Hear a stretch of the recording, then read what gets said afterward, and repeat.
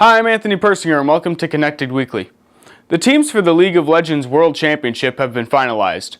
There will be 16 teams, including 3 from North America, 3 from South Korea, 2 from Southeast Asia, and 2 international wildcards. ESPN President John Skipper has declared that esports is not an actual sport.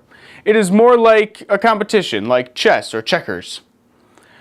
Markus Persson, creator of Minecraft, sold his game to Microsoft. Discussions have also begun about selling his company Mojang for $2 billion.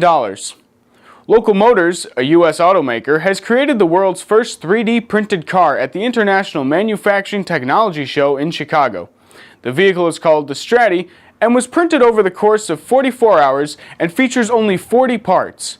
To learn more about this car, you can go to their website at localmotors.com.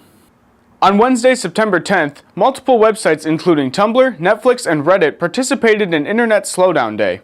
Slowdown Day was a protest designed to raise awareness about net neutrality, which prevents more powerful companies from controlling other internet companies. Apple announced the iPhone 6 and iPhone 6 Plus, which are both larger than the previous model iPhone 5. Some of its features include Health, which helps monitor daily activities and personal health, along with a new and improved camera.